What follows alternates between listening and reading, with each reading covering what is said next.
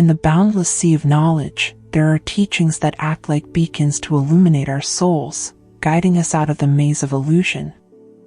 Sri Nisargadatta Maharaj, one of the great masters of non-dualistic philosophy, opened the door to ultimate truth with the profound statement, "There is no good, there is no bad. It is only the mind that separates things like that. When you let go of judgment, you will see everything is one." Nisargadatta Maharaj. This teaching is a powerful invitation for us to redefine our relationship with the world and with ourselves, opening up a dimension of absolute freedom and unity. The judging mind, the root of all separation and suffering. 1. The dualistic mind, the mist that covers reality. The moment you stray into the land of opposites, when the mind whispers the dividing voice, "This is right, that is wrong. This person is good, that person is bad. I should be this, I should not be that." At that fragile moment, you have let go of primal reality, entering the realm of dualistic mind. This is where all things and phenomena are fragmented into pairs of opposites, right/wrong, good/bad, light/dark, holy/mundane. Nisargadatta Maharaj pointed out, judgment is not in the thing. It is in the way you see it. The world is not the source of suffering, it is the way we label, define, and judge it that creates invisible chains. Dualistic mind not only separates the world into two opposites, but also separates you from the pure self that is one. 2. The ego, the illusionary script of "I'm right, they're wrong." The ego is a sophisticated construct, an illusion built on comparisons and contrasts. It cannot exist independently but needs a counterweight to define itself. It needs someone to be wrong to affirm itself as right. It needs a mistake to claim itself as a fixer. It needs suffering to put on the robe of a monk. When you judge others, you are inadvertently inflating an image of yourself, an image that is ephemeral, existing only through comparisons and exclusions. The irony is that when you judge yourself, "I'm not good enough, I was wrong, I don't deserve," you are not being humble but falling into a form of suppressed arrogance, a more subtle possessiveness. These self-judgments do not lead to enlightenment, but only recreate the cycle of suffering, even if they are disguised as spirituality. 5 stages of freedom from judgment, going beyond duality. The journey of liberation is not a battle, but a gradual awakening, step by step. 1. Deep awareness, the light of mind labeling. The first door to freedom lies not in trying to change the outside world, but in seeing clearly how your mind is working. As soon as judgmental thoughts arise, "I am not good enough. This person deserves to be punished. I am a more spiritual person than them." Stop. Don't react. Don't try to fix or push them away. Just take a gentle breath and realize this is not your true nature. This is just a habit of the mind, a program that has been programmed through years of ignorance. You don't have to fight it, you just have to illuminate it with awareness. 2. Non identification, you are the pure observer. True freedom is not about banishing judgment, but about seeing that you are not bound to it. You are not the thoughts, "I am inferior," or the concepts, "I am enlightened." You are the formless, nameless pure awareness, calmly watching all the roles on the stage of consciousness. Emotions arise, thoughts arise, judgments come, but you are not them. You are the space in which all these things take place. I am not good. I am not bad. I just am. 3. Mirror-like observe, the power of detachment. Practice living like a spotless mirror. A mirror, when there is sunlight, reflects the sunlight. When there is trash, it reflects the trash. But it does not hold anything back, does not choose sides, does not judge, does not react. Apply this to your life. Someone insults you, you breathe and acknowledge the insult without holding back. A negative thought comes, you do not judge, just observe it like a passing cloud. A painful memory arises, you do not run away, do not hold on, just let it be revealed. The mind is pure not because it is beautiful. The mind is pure because it does not hold anything back. 4. Let go of the one who is letting go, natural dissolution. This is a subtle stage where you recognize a hidden form of ego, the spiritual ego that is trying to let go of judgment. You see? Even the desire I must let go or I must be at peace is a subtler layer of judgment, a hidden control. So letting go does not mean you have to do anything. Letting go is ceasing to do. You let go of the letting goer and fall into a state of non-doing, no action, no control, no resistance. It is in this not doing that everything transforms by itself, dissolves by itself, without your intervention. 5. Return to I am beyond all identifications. Finally, when you have shed all the layers, judgment, correction, desires, subtle ego, you return to the most primal, most authentic feeling, I am. Not someone, not a spiritual person, not an enlightened person. Simply pure presence, a nameless light, a formless love. I am, before there is good/bad, right/wrong. There, you are the absolute that has never been named. Nisargadatta Maharaj. This journey is a profound invitation to true freedom, where you are no longer bound by prejudices and divisions. When you transcend duality, you discover the eternal unity where all is one, and you are that wholeness. Seeing the nature of the judging mind, the tower of liberation from within. 1. Judgment, the no to reality, the root of all resistance. Have you ever stopped and realized that every moment your mind judges, it is a resounding no to reality? When you say, this shouldn't be happening, you are denying the natural flow of life. When you think, I shouldn't be like this, you are denying your very being. When you look at someone and decide they're wrong, you have placed yourself in the position of the universal judge, disconnecting from your inherent connection. Every moment, you are cutting yourself off from the infinite flow of life, creating an invisible wall that separates you from your inner peace. Maharaj points out, pure presence does not judge. It allows everything to arise and to fall away.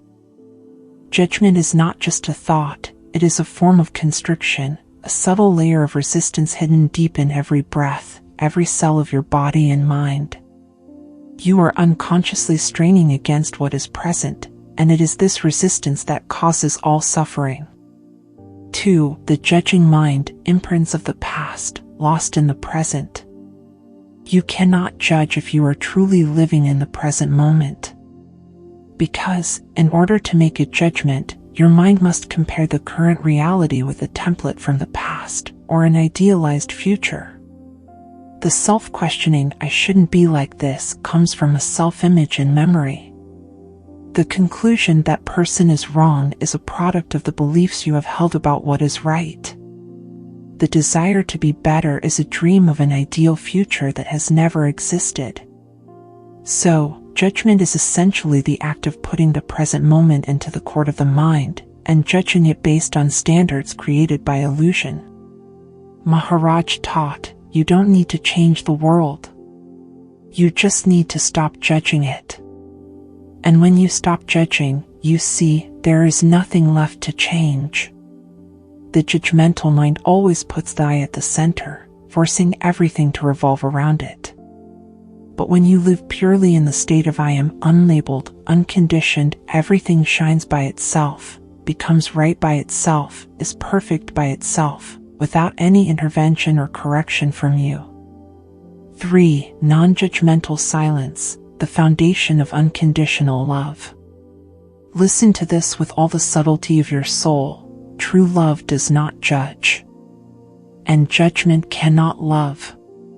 The love Maharaj speaks of is not a fleeting romantic feeling, but a pure presence, without expectations, without definitions, without classifications. When you no longer want others to be better, that is when you can truly love them completely. When you no longer cling to the idea that I must be worthy, you can love yourself unconditionally. In this state of letting go of all judgment, love is no longer an action or an emotion. It becomes a presence, as gentle as the morning light, as deep and vast as the sky. I don't care who you are. I don't care how you are. I just want you to be. It is in this non-judgment that you find the ability to forgive yourself, not because you have done something wrong or right, but because you no longer see yourself through the lens of labels, the prejudices created by the mind. 4. Beyond judgment, the door of absolute freedom. Imagine that you are standing before a mysterious door, the door to absolute reality. In your hands are countless labels, good/bad, should/shouldn't, worthy/worthy, wrong/right. But that door does not open to those who carry heavy baggage. You must slowly let go of each label, each standard you have clung to, each illusion you have lived in. And then, when your hands are completely empty, no longer holding any labels, you suddenly realize a startling truth: the door was never locked.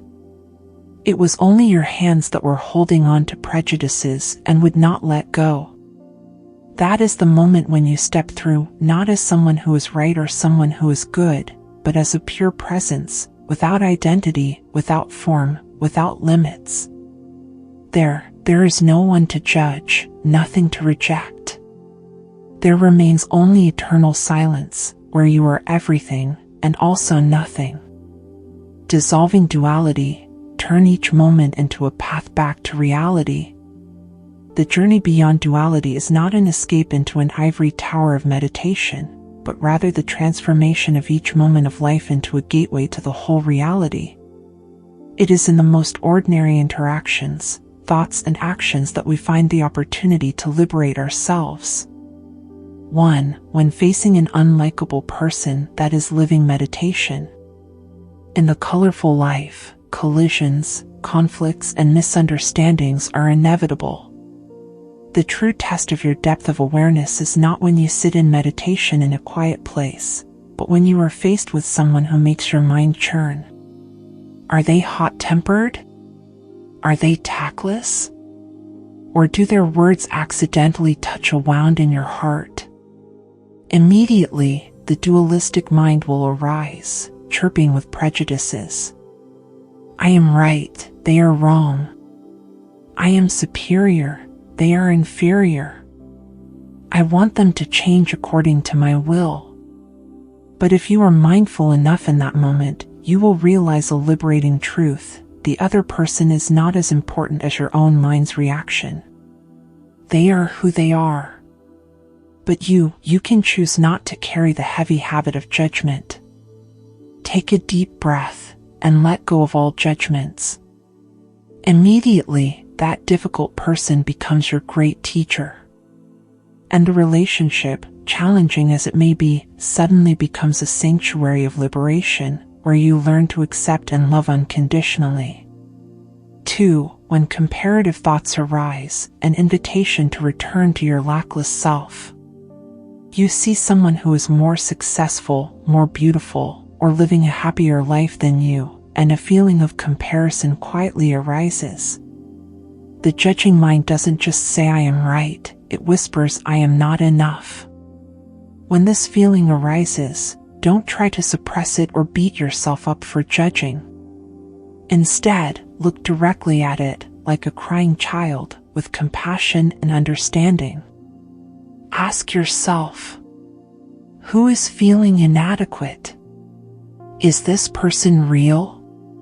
Or is it just an image created in your mind? Maharaj taught, you don't need to improve your self-image. You just need to realize that you are not an image. Comparison and jealousy are ego games. You, pure being, are never lacking in anything. You are complete. 3. When washing dishes, sweeping the floor, training the mind without discrimination. Do you want to understand what non-discrimination is? It is not in lofty philosophies or complicated rituals, but in the way you deal with the most ordinary daily tasks. Do you wash the dishes with a patient mind, or do you sigh and wish you could finish? Do you sweep the floor with completeness, or do you wish you were doing something noble? The dualistic mind often divides. Big things deserve to be done with completeness, while small things just need to be done. But it is in these small and ordinary actions that you can free yourself from the shackles of the dualistic mind. There is no such thing as sacred or trivial. Only your mind is still discriminating.